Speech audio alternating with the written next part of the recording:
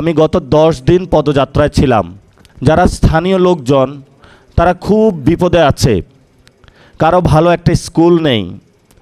স্কুলগুলোতে গিয়েছি, যারা শিক্ষক 10টার শিক্ষক 12টায় আসে, 12টার শিক্ষক 4টায় আসে।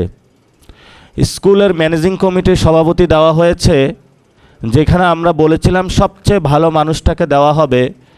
ওই এলাকার নাম্বার 1 ক্রিমিনালকে হলে স্কুল কমিটির সভাপতি বানানো হয়েছে।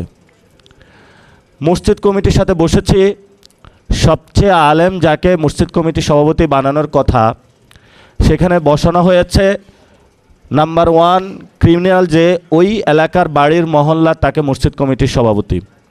কারণ তার কাছে পাওয়ার আছে এবং সে বলছে আমি মসজিদ কমিটির সভাপতি হব। আমরা মন্দিরেও গিয়েছিলাম, সেখানেও একই অবস্থা। বাজার কমিটিতে গিয়েছি, সেখানেও একই অবস্থা। তারপরে হলো আমরা উপজেলা প্রশাসনের সেখানে গিয়েছি। স্বাস্থ্য যে কমপ্লেক্সটা আছে, সেখানে সরকারি ঔষধের জন্য টাকা দেওয়া হয়, কিন্তু সরকারি ঔষধ নাই।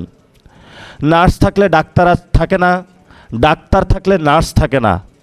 যেই টাকাগুলা দেওয়া হয়, সেই টাকাগুলা ওইখানের যিনি আছেন তারা সুন্দর মতো ভাগবটোয়ারা করে নিয়ে যান। এলাকাবাসী যখন দেখেন যে কোথাও গিয়ে হলো জায়গা পায় না, তারা খুব অধীর আগ্রহে থাকেন হলো এমপি সাহেবের জন্য। এমপি সাহেব হলো নির্বাচনের আগে যে সিমটা ব্যবহার করেছেন, ওইটা আলহামদুলিল্লাহ আস্তে করে বন্ধ করে দিয়ে ঢাকায় তাদেরকে পার্লামেন্টের আশেপাশে মনে হয় কিছু ছোট ছোট ফ্ল্যাট দেওয়া হয়েছে, ওইখানে হলো মোবাইলটা বন্ধ করে একদম বৃষ্টিতে তারা ঘুম দেয়। তো আমি কয়েকজন এমপিকে জিজ্ঞেস করলাম যে আপনাকে এলাকার মানুষ খুঁজতেছে, আপনি এলাকায় যান না কেন? কারো যদি খুব ছোটোখাটো অসুস্থ হয়, জ্বরও হয়, তাহলেও সে এমপি সাহেবকে খুঁজে। এলাকার মানুষের ভয়ে আমি আর এলাকায় যাওয়ার সাহস পাই না। এমপিরা হলো ঢাকায় পালায়া থাকে। তারপরে এলাকার মানুষে জিজ্ঞেস করলাম যে এটা তো এমপির কাজ না, এটা হলো একটা চেয়ারম্যানের কাজ, মেম্বারের কাজ, উপজেলা চেয়ারম্যানের কাজ। বললো যে উপজেলা চেয়ারম্যান নাই। আমি বললাম কই গেছে? বললো যে আওয়ামী লীগের আমলে পালায়া গেছে। বললো চেয়ারম্যান কই? বললো চেয়ারম্যানও নাই। মেম্বার কই? কিছু কিছু মেম্বার আছে, এদেরকে হলো রাতে টর্চ মারলে পাওয়া যায়, দিনের বেলায় তো এদেরকে খুঁজেও পাওয়া যায় না। বাকি আছে আমাদের এমপি সাহেব।